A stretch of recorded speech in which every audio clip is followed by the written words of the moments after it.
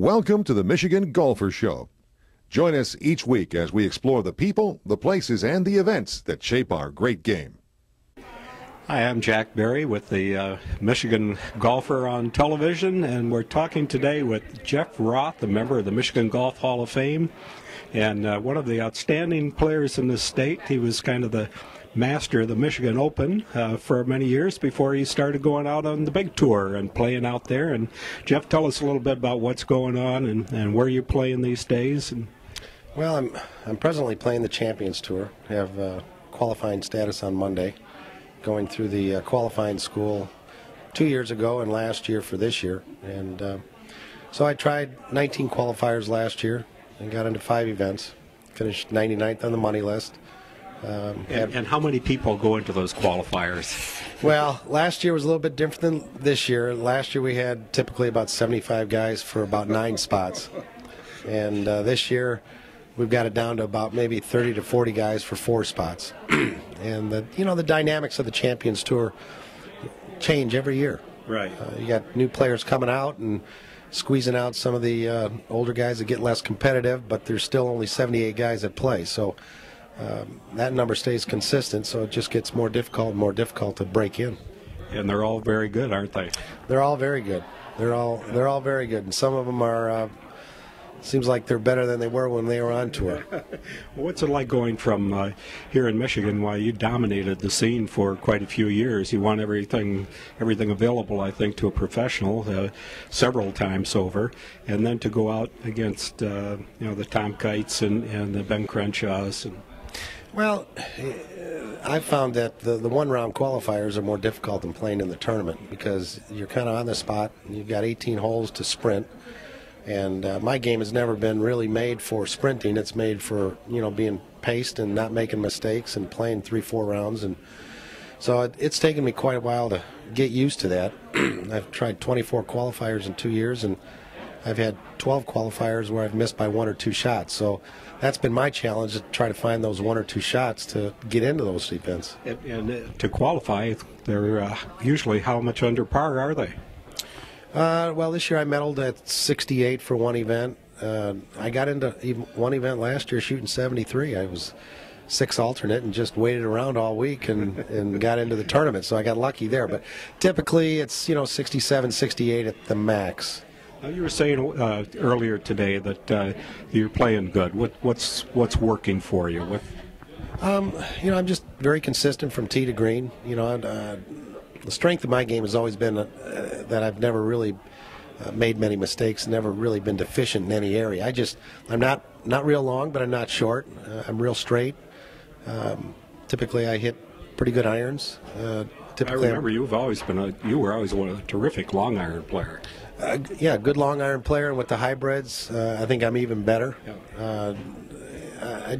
I think I have a good golf game for the Champions Tour. It's just getting out and getting past those qualifiers, because those guys are really hungry, The interesting thing about the Champions Tour is you've got a lot of these guys who have been out there a while, and they're kind of ceremonial players, and their games are going south, and I'm trying to bring my game north, and so I'm trying to reap the benefits of that.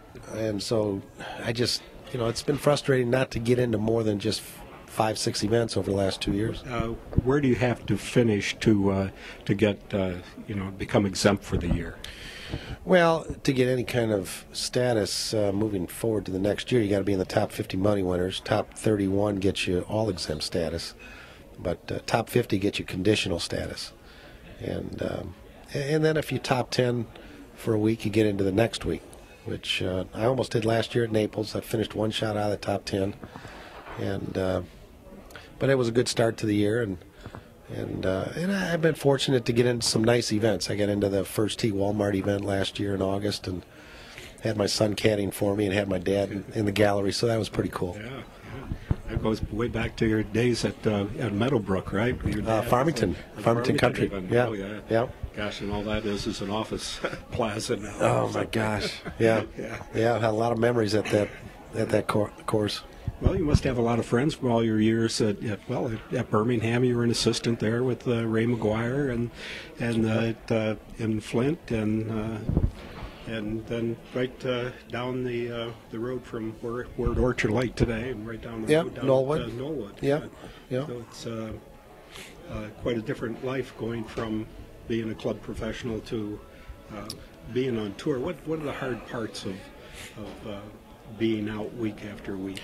Well, probably the hardest thing is being away from the family, but they've been so supportive. I've got a great support group with my wife Maureen and the kids, and then got a great sponsor group behind me, and they're giving me every opportunity to succeed. Yeah. And I've busted my butt to try to make it happen, and we'll see. There's a lot of golf to be played yet this year. Like Maureen says, it just 1 week can be life changing. Right. Well, then you've got the Michigan Open, and what are the other tournaments you play? Say if you haven't made the Champions Tour, are there other events that you can get into? Yeah, you got the Michigan Open, the Tournament of Champions. I have played in the match play last year.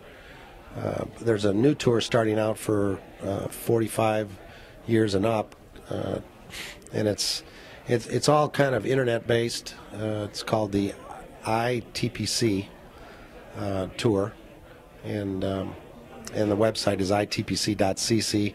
And guys are signing up, and they're going to play their first event next week for about $300,000.